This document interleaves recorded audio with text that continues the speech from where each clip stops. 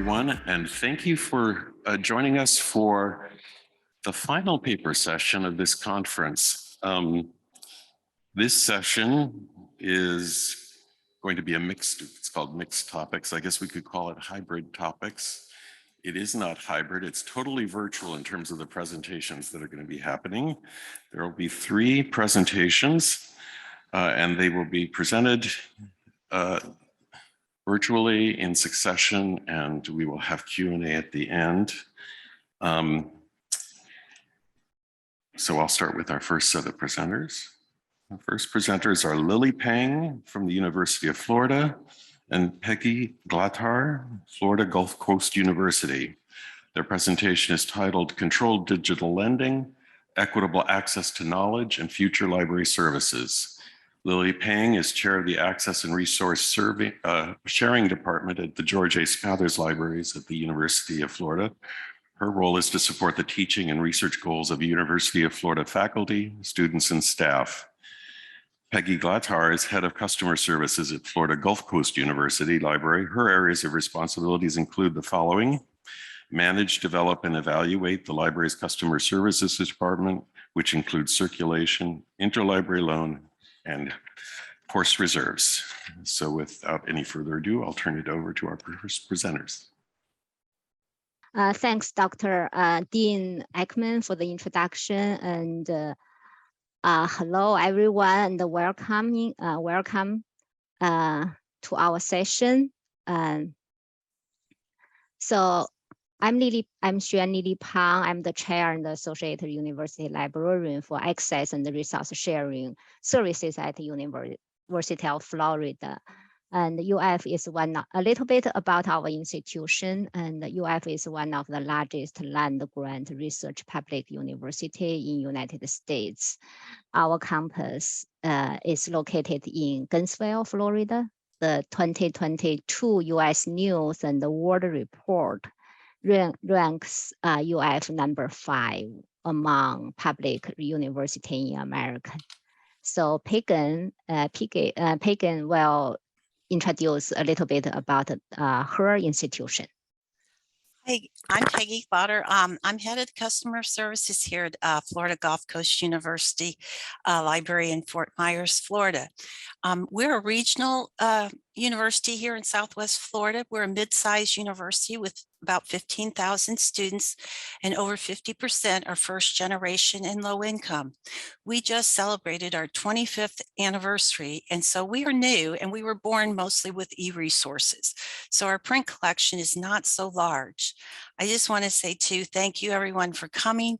And we also want to thank the conference program committee for giving us this opportunity to share with you our understanding of CDL and experiences of developing controlled digital lending programs to meet users' needs in the midst of the pandemic, as well as our future thinking of CDL, such as what opportunities of this emerging technology will bring all of us to future library services.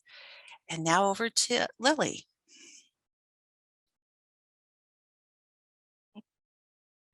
So thanks, Pagan. And in our presentation, this is an overview of our presentation. In our presentation, we'll talk about the emerging trends of controlled digital lending in the United States of America, particularly in academic libraries, and controlled digital lending implement and challenges, lessons we learned through the implementation, and our future thinking about CDL.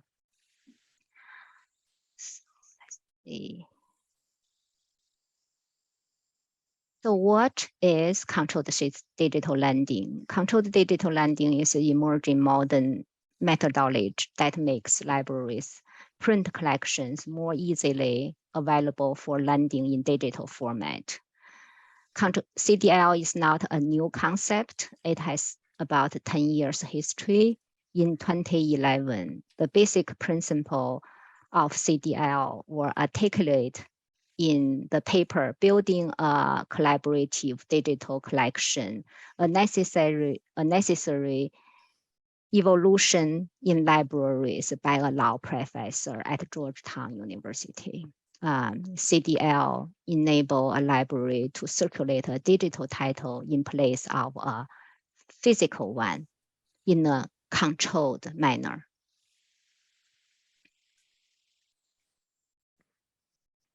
So more specifically, this is here the concept. The infograph on the left side shows the traditional library circulation model for their physical collections, which we are very familiar with.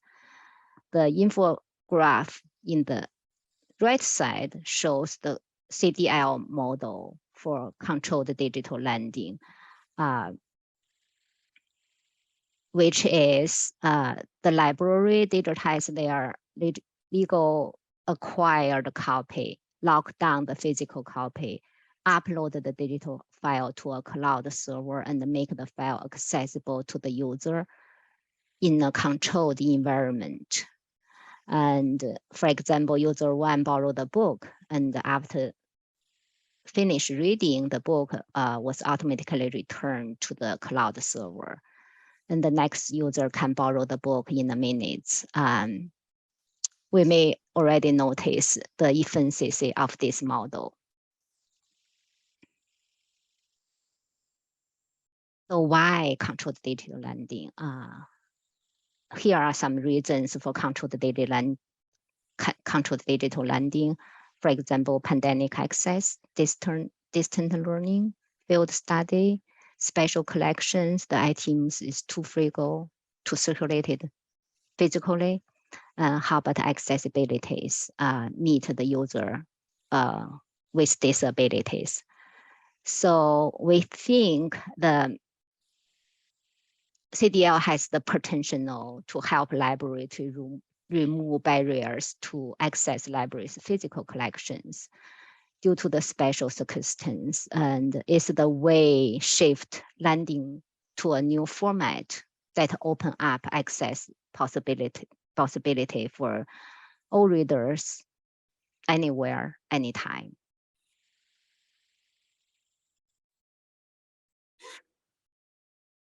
So let's take a look at the CDL development timeline in the United States of America, particularly in academic library communication. This timeline, this table shows detailed evolving movement of controlled digital lending. For example, in September 2018, the white paper to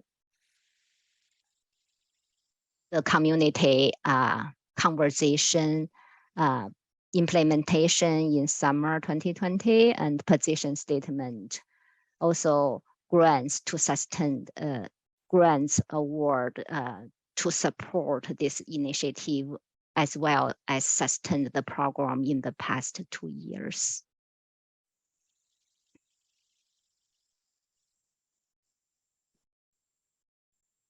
So how can we make the CDL reality? These are the steps we went through at our own institution, from planning to implementation CDL program for course reserves during the pandemic. First, seek policy support. Seek your institution's legal support, document your goals and risk, work with your copyright librarian, submit a proposal to your University Office of General Counsel, identifying a platform based on your local best practice and your IT infrastructures. Develop workflow procedure and identifying staff roles. Test, modify, and fine-tune the workflow.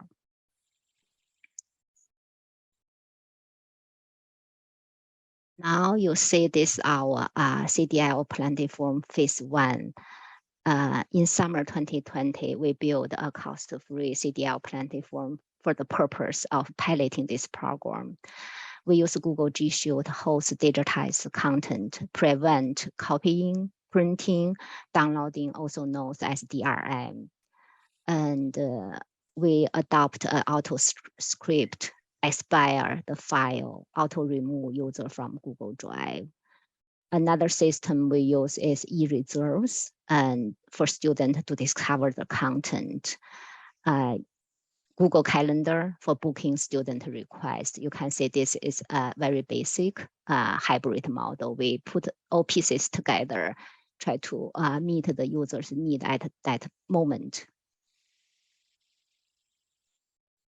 This platform requires mediated workflow and staff intervention like shows in this chart.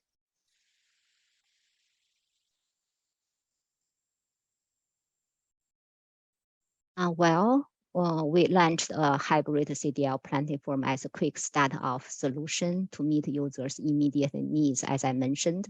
We continue exploring options for a better CDL platform in collaborating with campus IT and university library IT departments.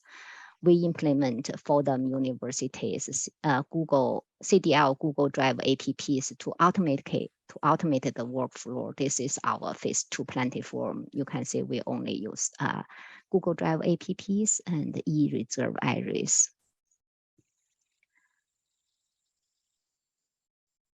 So this phase 2 platform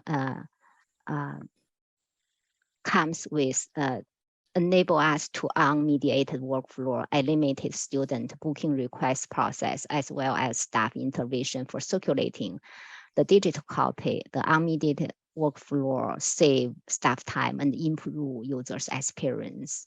And I have put our CDL URL in my previous slides, and feel free to visit. And we welcome for questions and comments. Now I think it's time for Peggy to share her story about controlled digital lending in her university, in her institution. Peggy, take it away. All right, thanks, Lily. Okay, I guess go ahead and the next slide. Okay, so I'm going to share our story here at FGCU. It's a little different than Lily's, but similar. When the pandemic began and we had to close, as we all know, we were in the mid to almost here. We were almost to the end of our spring semester. Here are some of the following things. Here are some of our important services that we needed to address and needed to adjust and learn quickly how to continue access for our students. Our students, again, with over 50% first generation, and financially, they did depend on our library services besides our physical spaces. So access to our textbooks and our course reserves had to continue.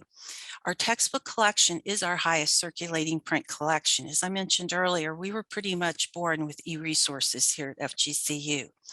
And our provost had just approved that year a $100,000 budget for us to purchase print textbooks. So we needed to learn fast and understand how CDL worked, and this meant access. Webinar presentations from Internet Archive and other experts were just invaluable to our department. And what we learned from attending these helped guide us and educate us on how CDL works. We created a workflow with our colleagues like Lily from other universities and interlibrary loan and circulation departments to see how and what they were doing in order to continue providing services to their students. This also included multiple stakeholders. We needed to recognize who those important stakeholders were and get communication going. And a couple of them were our marketing for our social media, because we know our students use our social media. We were emailing our residence hall directors because we had already been delivering books to our students in the res hall. So we were on that already, and to our faculty. And we also needed to make sure we were following best practices and how we could continue this access, the course reserves and textbooks. Maybe go back one slide to the textbook one. There you go. Thanks, Lily. So Lily's driving for me today. So since the provost had provided funding for our affordable pilot program, as I mentioned earlier, this was new for us to have this many textbooks for our students. Our students were using these every day, so we needed to continue access with as few interruptions as possible. Our statistics showed very high usage, so we knew this was and so then we also wanted to know which were our most popular textbooks so we could begin to scan chapters for our students. Note, we even noticed an increase with our e-textbook usage as well. Our goal was we needed to make sure the course reserves textbooks were accessible. And while we were figuring out how to make the textbooks accessible, half of our staff were working from home and the other half were working inside the library. Oh, and I must say, and I think from earlier too, our staff did an excellent job making the transition. I am so thankful. We were so fortunate to have such wonderful staff. I always say, never underestimate your team when a crisis occurs. Okay, next slide. All righty, so continuing that access, here's how we did it. Here was our secret. Training was key. We had a very short time period, so we met virtually and had a week to figure out our plan. Creating a workflow with our staff, we all met online. We were lucky because our university had just activated Microsoft Teams, so we met every day on Teams in the beginning. Not only was it good for all of us to stay connected, but we needed to figure out how we were going to continue our services to our students and who needed access in order to complete this historical semester. So including our stakeholders, there were multiple and vital pieces. Students, our librarians, our faculty, our residence hall directors, all needed to be included in the new plan for providing services. And most importantly, we needed to make sure we were listening to our students and all of our stakeholders. The marketing of our new services, we worked with our social media, as I mentioned. She was awesome, and we reminded her she was awesome too. Being thankful and appreciative was always important to everyone. We wanted our students to know we were there for them. We made videos for social media to show them how to use our new pickup service, how to place chapter requests on our website. Next slide, please. So in a way, we kind of had a platform. We had interlibrary loan. The model was kind of our foundation because we process article and chapter requests already in Iliad. So that helped us build our structure and workflow on how to process and supply material from our textbooks and to our students.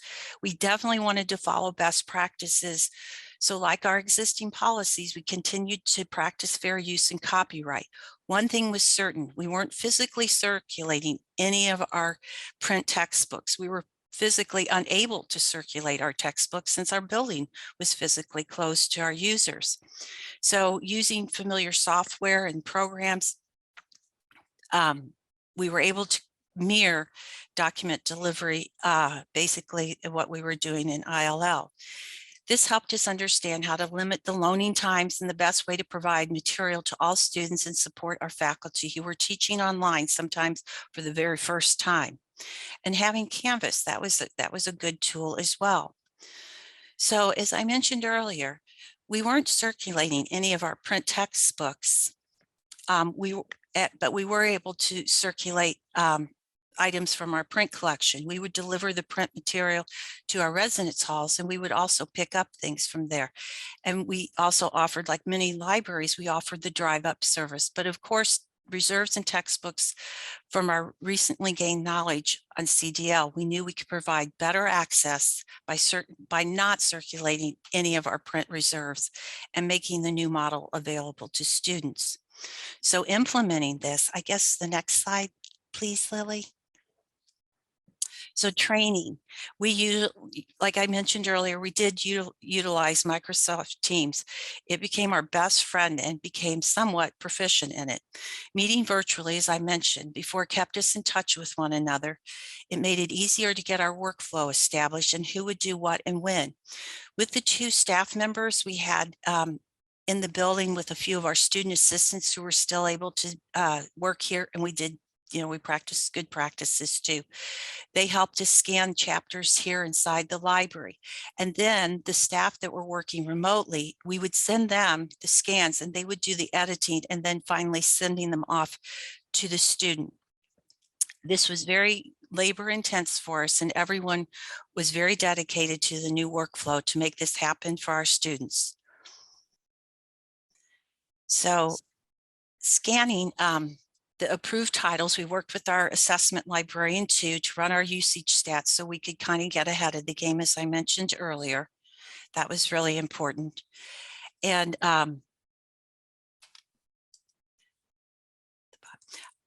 also we were using OneDrive. We definitely did learn a lot more about the CDL and how it worked. In that summer, we had scanned over 2,000 chapters. And for us, that was a lot because we really, we're a medium-sized library. We're not really that large. So that was a big deal for us. Okay, and the next slide. Thank you. So the collaboration and getting together, we really did have to reach out to other libraries and to our network here in the state. And this way we stayed connected to people and discussed how we were going to meet these challenges.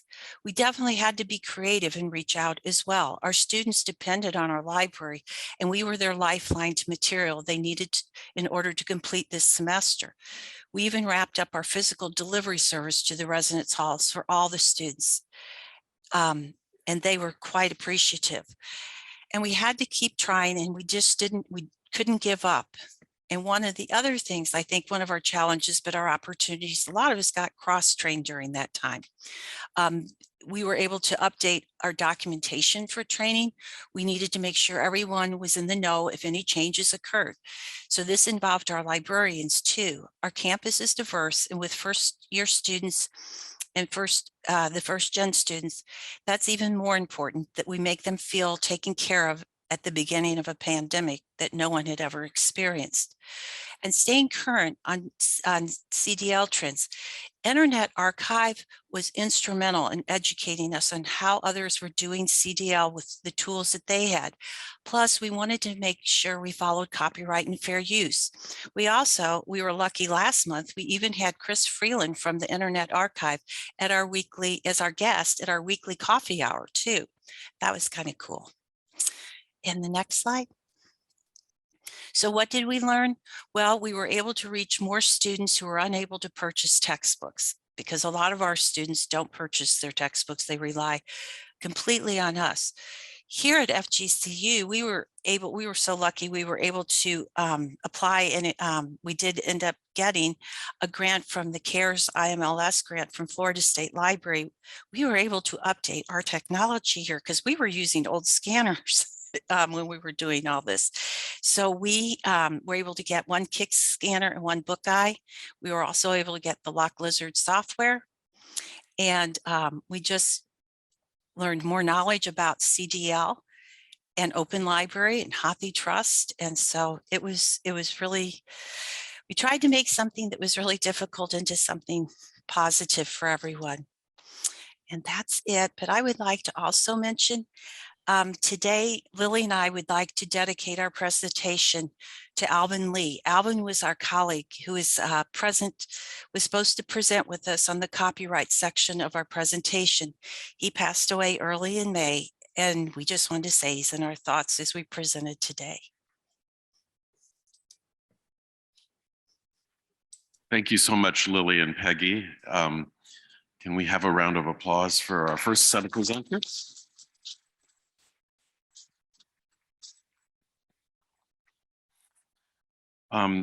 Our next set of speakers are Kelly Miller, Vera Spika, and Scott Rogers, all from the University of Miami.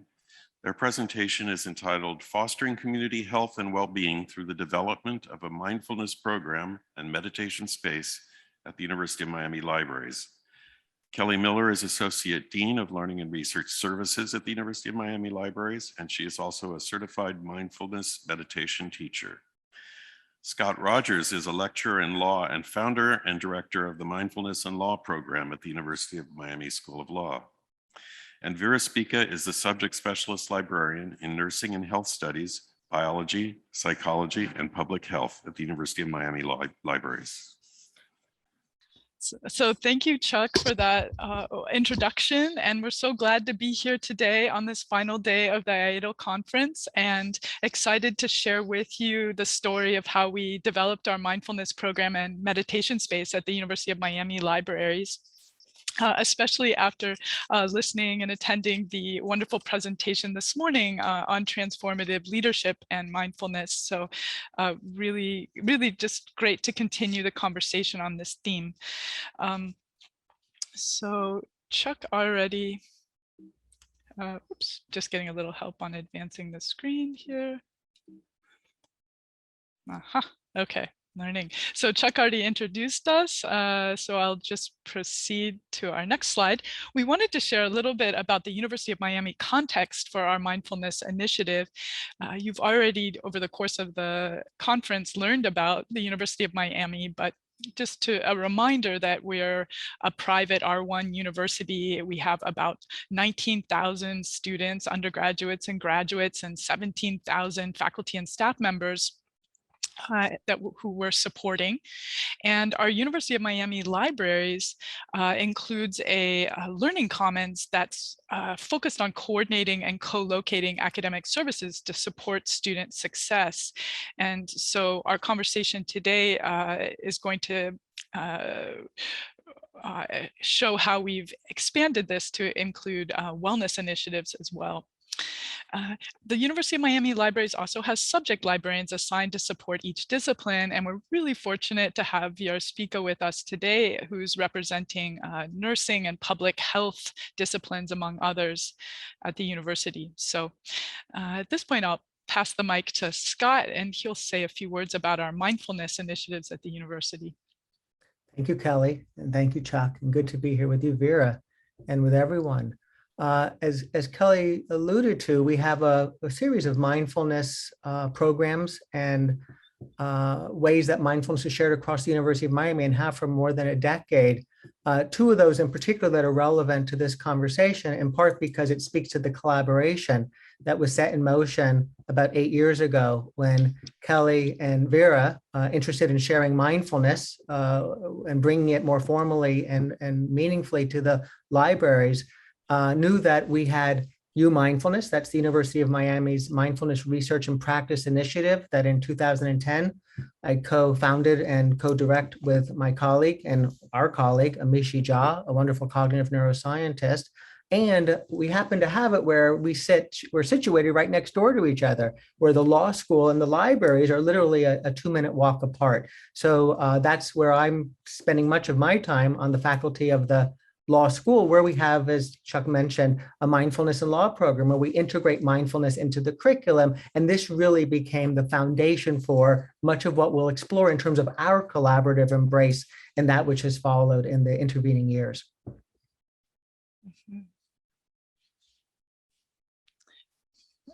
So Vera is going to say a few words about our mental health crisis on university campuses in the US as part of the context in which we're working. Yeah, thank you. Excuse me. Yes, university and college students are experiencing an unprecedented levels of anxiety and depression. And between the years of 2000 and 2019, which is almost 20 years, excuse me, the rates of diagnosis for depression, for instance, has increased by about 250%. Suicide is the second leading cause of death among approximately 20 million US college students. And the COVID pandemic, of course, has exacerbated the mental health challenges for the entire population. And for students, 4 in 10 reported experiencing anxiety or depression at the height of the pandemic.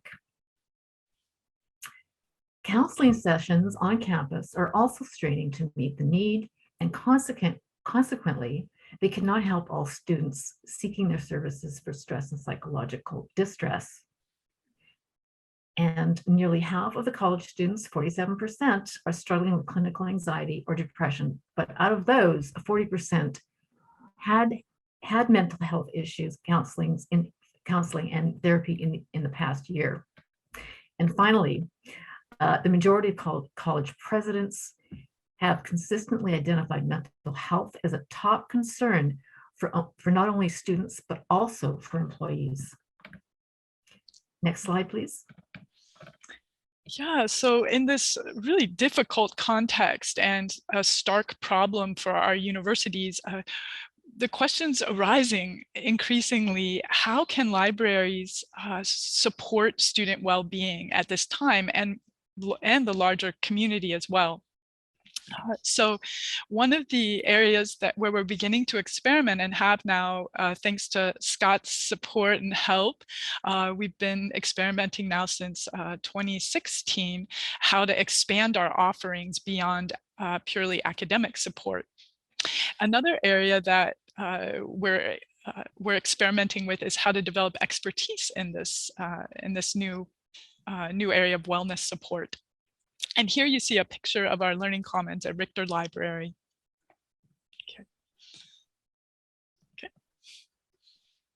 And so, I know that you all earlier today had the great joy, I'm sure, because I know that when Professor Rosario Lozada shares on leadership and on mindfulness and on wellness, it's a meaningful experience and an awful lot is communicated and received. And so this isn't a presentation on mindfulness, rather we get to build on that and having a sense of the potential, the promise of mindfulness. Here we want to share with you 3 quotes on what mindfulness is to build on the earlier presentation and what you all might already have a sense of regarding mindfulness.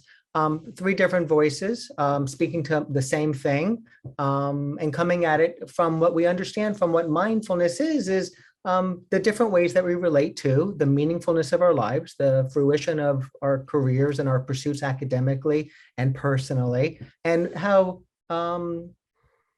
we're able to cultivate the qualities that are so important for our sense of meaning and purpose and well-being, which is, of course, fundamental to this conversation. Notable among them are Ruth King, John Kabat-Zinn, Michael Yellowbird, and many of you may know in particular, because he's perhaps been speaking to it the longest, John Kabat-Zinn, one of the founders of mindfulness-based stress reduction and really integrating mindfulness into the West in a scientifically rigorous way. And his definition is one that's perhaps among the most oftentimes talked about. But these definitions are really speaking to something more broadly, whether it's a practice in particular, as Ruth King speaks to, or whether it's the awareness that arises from paying attention in a particular way. And we can take a slightly deeper look at really what is it that this is pointing to. And that's, of course, something that earlier today you had a taste of.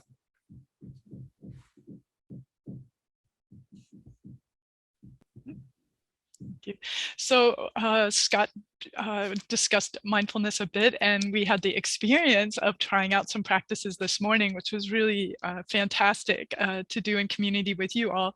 And so in mindfulness meditation, you got a taste of it today. We cultivate awareness of breath, of body, of sensory experiences, of our feelings and thoughts, really expanding our awareness of our whole human experience. So what is it really to be human, and what are all these different aspects of that experience? And in formal practice, we practice in various postures. Sitting, walking, or lying down are the traditional postures. But as Rosie showed us today, it's possible to integrate mindfulness into daily life. Any moment of life can be a mindful moment. So at the university, it's really important for us to talk about the research context for these practices, and that when we offer them, we are offering them on this ground of evidence that these practices are beneficial. And some of the categories of research on mindfulness include symptom reduction of anxiety and depression, for example, biological markers such as cortisol levels, neuroplasticity, so the ability of our brains to adapt to difficult circumstances that might arise. There's also an emerging category of research around how mindfulness can help us decrease bias, whether negativity bias or racial bias or gender bias, as we become more aware of our thoughts and feelings and begin to be able to work with them more skillfully. And then resilience is another category of mindfulness research. So important to us in this pandemic period and ongoing climate crisis in particular. And so we can take an interest perhaps in some of the more granular aspects of this research. And there's approaching 10,000 studies over the last 20 some odd years on mindfulness. Now, bear in mind that in a research domain, if it were physical health that we were looking at in exercise, it's hundreds and hundreds of thousands of studies that really make up the body of research from which we're able to draw meaningful conclusions and make good decisions. Mindfulness is moving in that direction. There's a lot of research out there, and a lot of the findings are reinforcing themselves and not surprising. But nonetheless, take note that it's still an emerging area, and our own direct experience is perhaps as valuable as what we learn from research. But here's a taste of some of the research that's out there. We've broken it out for you if you're taking a screenshot of this, or you look at this afterward, of some of the cognitive benefits. And Kelly spoke to neuroplastic changes, and that's what the first several are speaking to: physical changes to the structure of the brain and the functioning of the brain. Also, domains of importance as it relates to the very practical toning down distractions and enhancing the quality of creative thinking. We've got emotional benefits associated with decreased depression and rumination and reduced anxiety, and then a variety of physical health benefits as well. And we can see how, whether it's immune function and feeling well and healthy physically, whether it's emotionally, attentive to our well-being and mental health, and whether it's also just the activity of our capacity to function cognitively at a high level. This is, of course, very important to all of us, and it's certainly supremely important to our students. And so Science Daily is an online resource from which you can, if you're interested, learn more about the body of scientific, and in particular in this area, mindfulness research. And also, of course, and most importantly, perhaps for many of our students, is that these articles and this research is accessible through our libraries, and in particular the libraries. So our mindfulness program launched in 2016, coming out of conversations that Vera and Scott and I had about how interesting and helpful it could potentially be to offer mindfulness sessions from the platform of the library. Scott began the facilitation of those weekly sessions, which consisted of 30 minutes, and we've described the components of those 30-minute sessions on this slide for you. And the library provided advertising and promotion of those sessions to get the word out to the community. And we hosted these sessions in an existing space in the library, the conference room. We just rearranged furniture and offered the sessions there. Yeah, and what's, it's nice to see that it's nice to see that picture of the room. It brings back nice memories.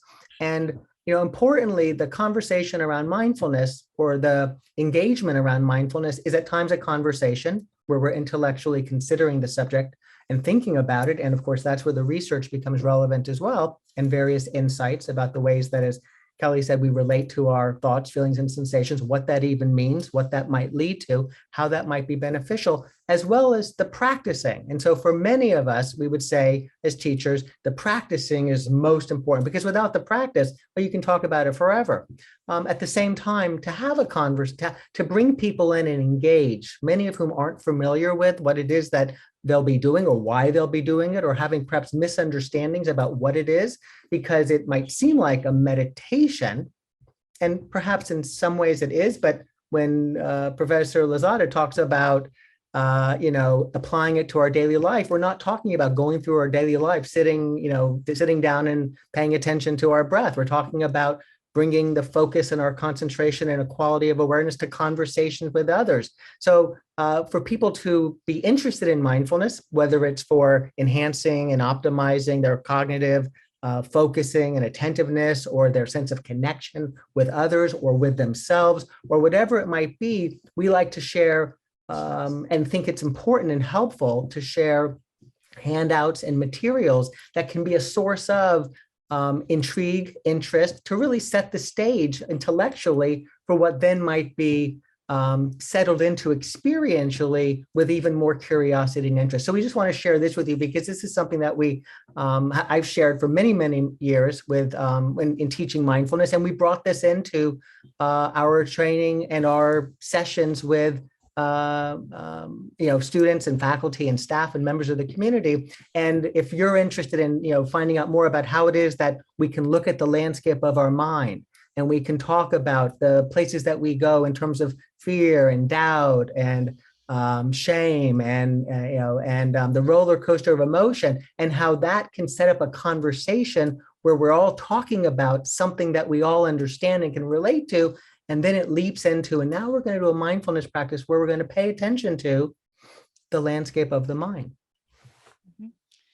So thanks, Scott. And I'm conscious of time, so we'll go through these next slides fairly efficiently. But I just want to say a few words about how the program evolved in the subsequent years. And for me personally, I began to become more interested and serious about my mindfulness practice. And I took a mindfulness-based stress reduction course. I also took a course through offered through Stanford on compassion cultivation.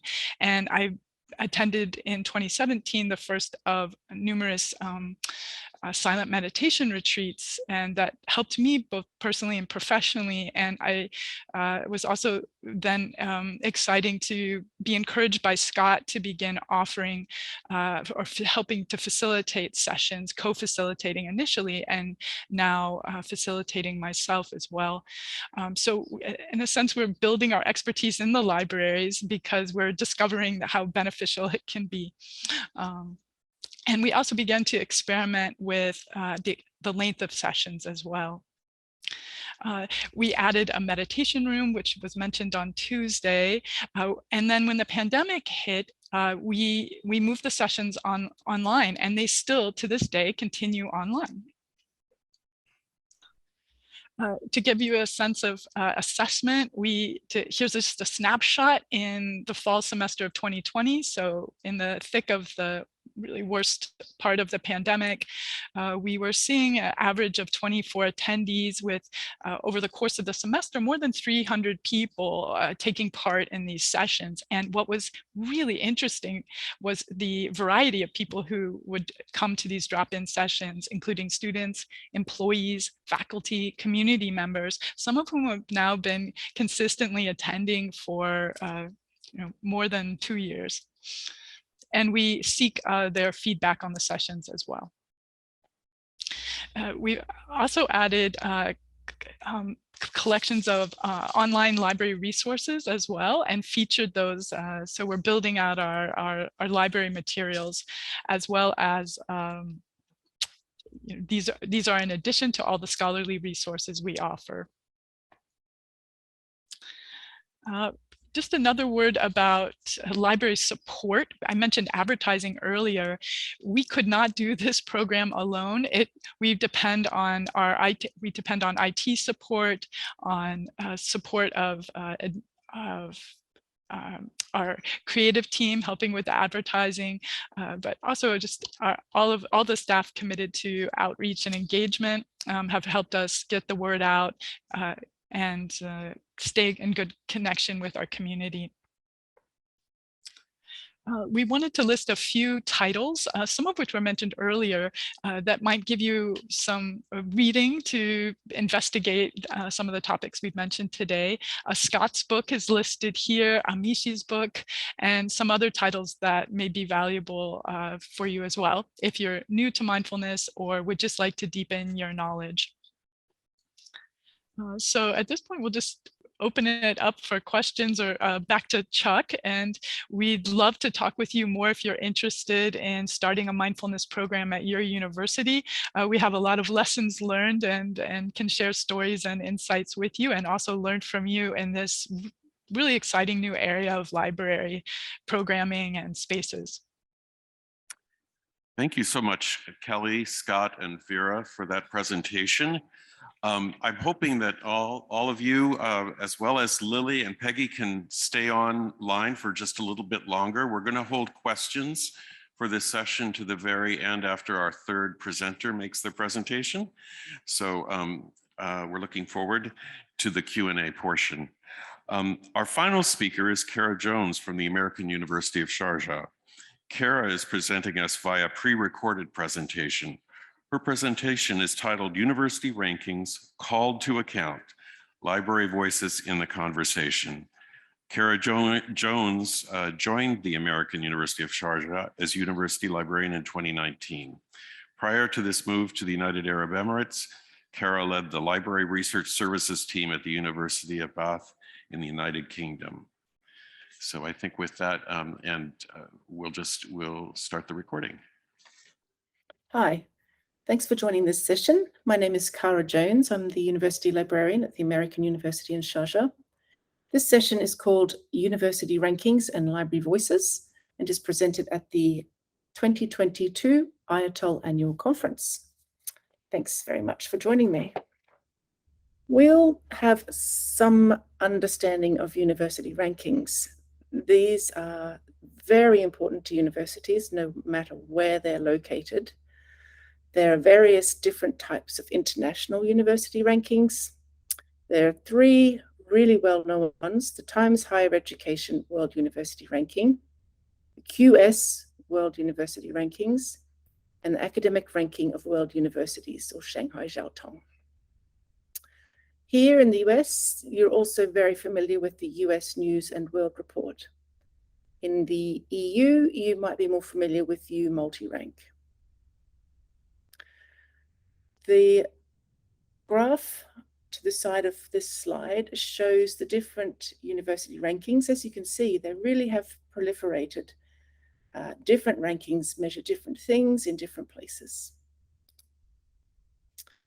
The reason for having rankings are to gather some kind of indicator for the quality or quality of a university. So an international norm for what constitutes quality is the definition given by Hazelcorn in 2014. And because most of these rankings boil down a whole raft of different indicators into one number, as she says, their simplicity is what makes rankings infectious. The different kinds of indicators used include reputational measures that often include surveys. Some rankings will count Nobel Prize or field medals or highly cited researchers. They look at student to faculty ratios. They assess research income. They look at citation and publication indicators. And they can look at international diversity and any number of other indicators. These indicators are usually distilled into a listed ranking, with number one being the best and displayed as a table. They can be global, regional, subject-based, or on a particular theme. Lizzie Gadd from the UK is a researcher with a lot of output in the area of university rankings. And she notes, university rankings often count what can be counted, not what actually counts. Why do we use rankings? Well, it was interesting at the gala dinner at the conference. Anne was talking about Florida International University and showed a video created by the university for promotional purposes. And there was a lot of screens that talked about the different departments and the different rankings that these departments had in the US World News Ranking. So they're often used for global educational markets quite regularly. Scholarships for students abroad are determined by the ranking of the university they're applying to. Institutions believe that rankings could boost their competitive position to show that they are world-class in a particular area. Sometimes governments measure institutional research excellence by their ranking. Students and parents select universities for study based on their ranking, and funding bodies or corporate investment can also be based on different rankings. Again, Lizzie notes that there are only two institutional responses to the rankings game, and it is a game. She says institutions play happily, so they appoint dedicated staff, they ask colleagues, they ask faculty to email colleagues to solicit their engagement for reputational measures. They establish ambitious ranking-based KPIs, or institutions play unhappily. So they keep a quiet eye on them, they announce useful wins, and they use them as a lever to support otherwise independently useful courses of action. But as she notes, it doesn't matter if you do well in the rankings or you don't do so well in the rankings, in the end, everybody plays.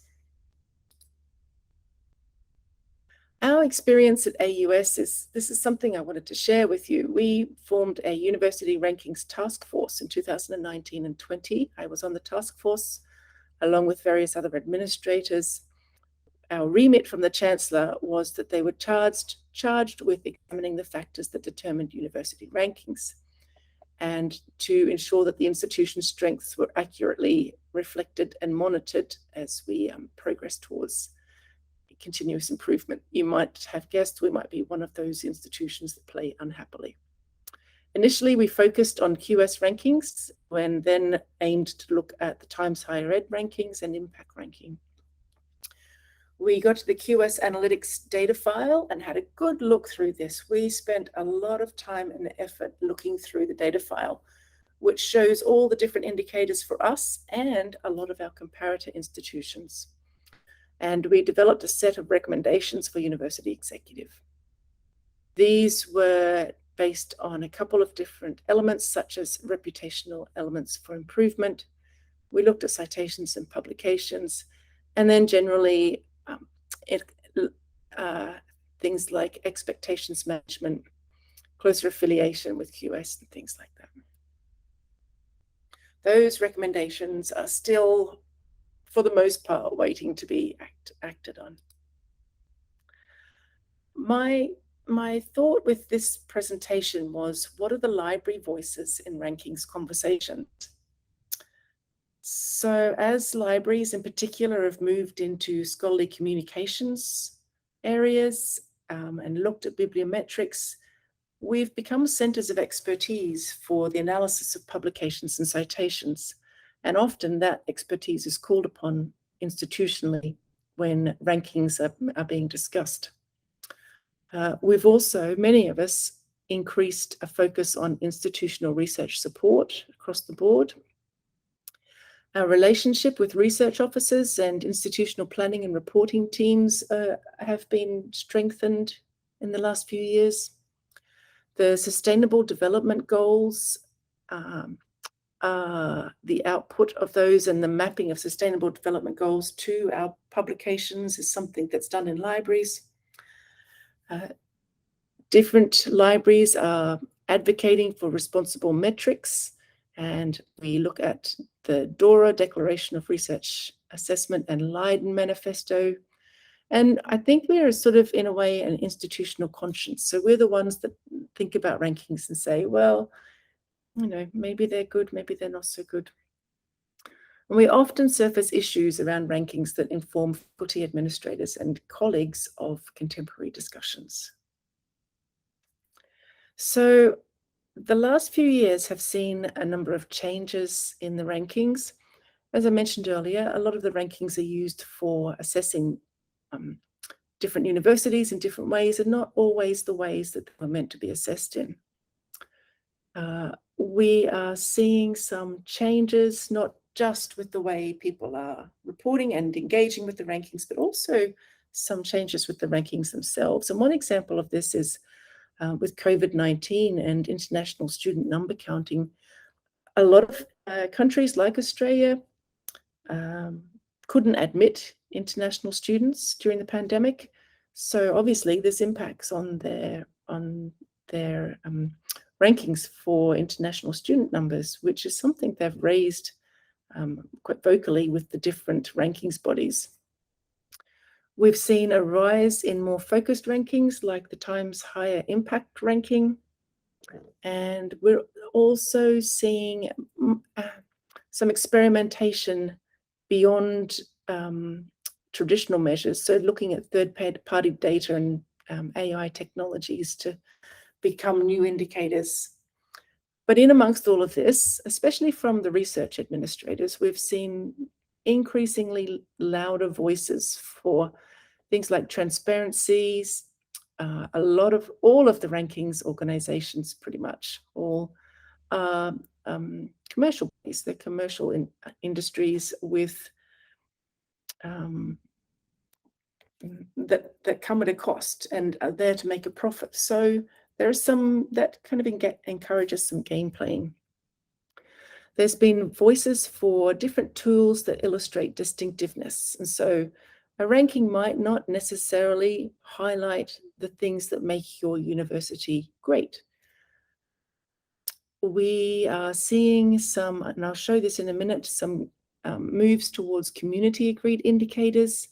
And there's a framework called SCOPE that you might be interested in. There's more holding rankings bodies accountable, and there is an observatory on academic ranking and excellence, and Berlin principles that where university rankings can receive a seal of approval. This sort of tried to get some traction a few years ago. There's talk of institutional narrative CVs and different ways that institutions, as I said, can demonstrate their uniqueness and distinctiveness. So the SCOPE framework is one of these things that's been put together by eNorms, which is the research managers international body or group of people. And this is a framework for trying to evaluate research responsibly. And SCOPE is an acronym for a couple of different phrases. And the first one is start with what you value, for S, context considerations for C, O, options for evaluating, P, probe deeply, and E, evaluate your evaluation. I highly recommend going to have a look for this. If you Google the SCOPE framework and eNorms, you'll find them online. They've put a lot of information together about this, and it's useful, I think, for university librarians and other university library employees just to know about this and to know what conversations are happening.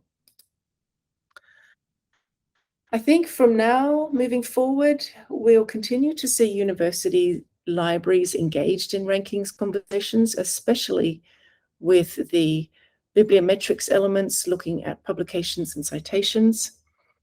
But, you know, I do wonder what presence our voice has, who are we influencing? Okay, I think the presentation wasn't fully captured, but I think we're not going to be able to get more. So I want to urge us to provide a round of applause for Kara in absentia.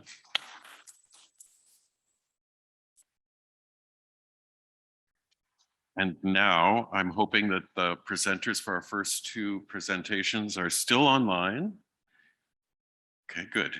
Are there any questions from the audience, either the in-person or virtual? I do have one question for if Lily is still online. Yes, I am, Doctor. Lily, thank you. I noticed on one of your charts, the workflow charts, you sort by whether electronic version is available or not following the practice. And I wondered if you noticed any patterns as you're working through with the implementation of CDL with regard to the percentage of requests that were available electronically and that you ordered as opposed to those that you moved through the CDL workflow? It's a great question, Dean. So basically the workflow is we receive requests from faculty. Our reserve staff check the ebook. If the ebook available, we won't do the CDL. So the point is, if there's no ebook available and we cannot put the print copies on the physical reserve due to the pandemic, so we are going to digitize. We'll purchase the print copy and digitize. So unfortunately, we didn't track how many we got ebook, how many we didn't. That's a great data, and maybe we need to collect it in the future. Thank you. Thank you, Lily. Any other questions for our presenters, either the mindfulness group or the CDL group? I have a comment, Chuck, if there isn't a question yet. Yes, please. I'd like to just say, as somebody who's not a formal member of the library, but who has always certainly availed myself of its wonderful services and resources, that the collaboration, the coming together in a way where the library has a sense that there's something to, in this case, mindfulness, but it could be a lot of things, of course, but not necessarily yet the internal expertise. And then with an eye towards being smart with budget and finances, to be able to look for an expertise and knowing that there's the university setting with which to perhaps find collaboration, to find that collaboration, to test it out, to watch it grow, to be patient in this regard, which in many ways is the embodiment of what mindfulness is all about, to learn from each other along the way. And then, and this is what's very special to me and really extraordinary about, in this case, the members of the library that I have the great pleasure to get to spend time with and learn from, the idea that then there's a sharing of information around mindfulness, a growing expertise in-house on mindfulness, then the integrity to say, let me, as Kelly explained, and Vera and Kelly have over the years, learn more about and become more skilled in delivering and understanding mindfulness, and then the self-sufficiency, which is where the library is today. So I collaborate, but I'm not necessary. There is a self-sufficiency, and that's this extraordinary, I think, the promise and the wonder of this collaboration. And of course, in this case, with regard to the wellness, and among other things of our community, and ultimately, Dean Eckman, leadership. Because if it wasn't with the leadership, in this case, your leadership, none of it would really have ever gotten any movement, as nice an idea as it might have been and as full of promise. So I just want to express my gratitude as a member of our university for your leadership, and then for the really wonderful way that this has blossomed within the libraries and what it offers our entire community. Thank you, Scott, for that observation. And I think that was very articulate. And I think it really is an observation that applies to every project we heard about at this 4-day conference, that there's an appetite for experimentation and trying new things out, and an acceptance of possibility of failure, but that's the way in which we move forward as we're transforming libraries. So, but you did an incredibly articulate presentation on the value in this case, and thank you. We're very appreciative of that. I do see one more question, Donna. Thank you for your presentations. During the mindfulness presentation, I think Kelly mentioned there's some research being done now tying mindfulness in with bias reduction and also other EDIA initiatives. I wonder if you could say a few words about that. Thank you. Yes, and I'll defer to Scott really, because but I would say that for my own understanding of this research, Rhonda McGee's work, which was referenced earlier in the day, has been extremely helpful. And we were fortunate at the University of Miami to host a visit by her just before the pandemic, I think it was, and really illuminated my understanding of the degree to which our cultivation of our own awareness can help mitigate bias. Of course, it doesn't remove errors, they still happen, but it's a fascinating and important area for us, and particularly in this period when we know as libraries we have an extremely important role to play in social justice issues. So Scott, would you like to say anything there? Well, that is a very important question. That it's still a very early question in the realm of mindfulness practices and its efficacy in this regard. There is research that's pointing in the direction of both, as Kelly indicated, implicit bias, which gets a little trickier, and explicit bias. And the idea that as we come to be able to attend to the activity of our mind, where we actually can notice the thoughts and the beliefs and the assumptions and the judgments, and at a little bit of a distance, psychological distance, go, oh, wow, so that's there. Now, oftentimes that's in the explicit realm that we're not paying attention to, that it's there. Somebody walks by, we have a resistance to it, or we make some decision around something and we don't really notice it. So in some ways, at the level of explicit bias that we hold, that we sort of know but may not be comfortable with, we sort of see it more clearly. And then we're a little bit more steady. And rather than turning from that reality, go, oh, wow, so this is here. let me see if I can steady myself and investigate this and learn a little bit more about myself and maybe be a little kinder to myself in relationship to holding something that I'm not even comfortable with myself. And then there's the domain of the implicit bias, where things moving more into the explicit realm and how mindfulness might be helpful with that. And I think importantly, because it is so important in so many ways, there's so many ways of helping to develop a greater awareness of bias and to connect with other people more, become more familiar, to read, to do so many things that we're all exploring. And in some ways, if we have that awareness, riding alongside the many avenues, not mindfulness avenues, that we take in this domain, it can perhaps accelerate or enrich those other opportunities and endeavors as well, because of the awareness piece and self-awareness, which is so important. So there's research, yes. There's not, to my knowledge, tons of research, but it's of growing interest, and it's worth paying attention to as a research endeavor. But we are very sensitive to also being very not puffing, a legal term. We puff in our advertisements, but we don't puff in promoting the efficacy of mindfulness. So there's something there from an experience, person perspective. It's robust. The promise is there, and the research is pointing in that direction.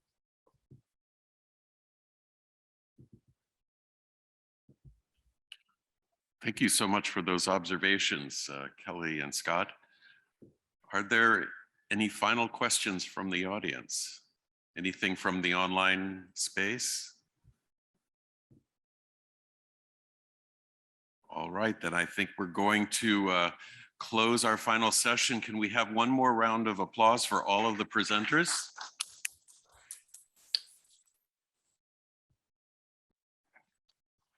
We're very grateful to our presenters, and we're also grateful to our audience.